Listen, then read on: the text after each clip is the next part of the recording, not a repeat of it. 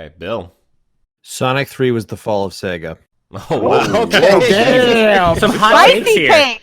I might have to cut that. Sizzling take. Let me just tell you why. Okay, this is a personal story. All right, my first game in the video game industry was at Funko Land.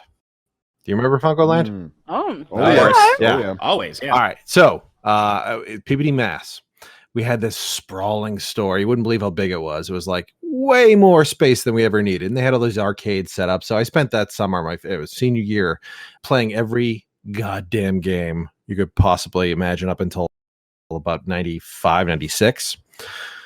So what happened? I don't know if anyone here knows how Funko Land used to work, but you'd have to do a mini inventory every single night where you'd have to count every used game. And so Sonic came with it was a special cartridge, right? You could plug in another game on top of it. It was like the connector cartridge, basically, yeah. And so every night you're counting all these games. You get, counting the Genesis rack. I remember specifically it was the first shelf right by the Game Boy cabinets. And so you go through every single one, get through the whole thing, and then you get to, through the whole alphabet, and you get to S, get to Sonic, right? It was the second shelf, high up. And all the Sonic and Knuckles, they didn't like to stack on the shelves very much. So every night I would count, and no matter what I would do, I get anywhere near it, and guess what? They'd all come tumbling down onto the floor. I had to put them up.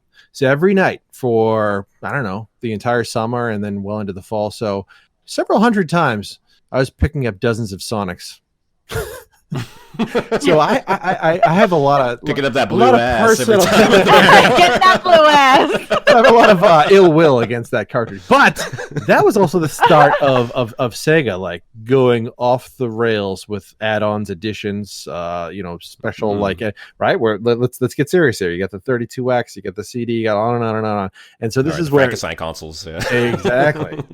So I think this is where they started. They had the hardware guys, talented as they were, doing some really cool stuff. But man, oh man, it's just like they have this, like, we got all these hardware engineers. What are you going to do with them? I don't know. They can have an add-on for Sonic, and they can do, 32.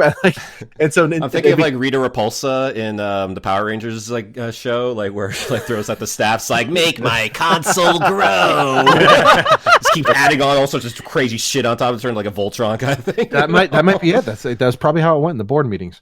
So anyway, you heard my previous rant about Sonic. Now you've heard my barely listenable story about why Sonic was the downfall of Sega from a hardware perspective, and also why it's still a Sonic game and it doesn't really play very well.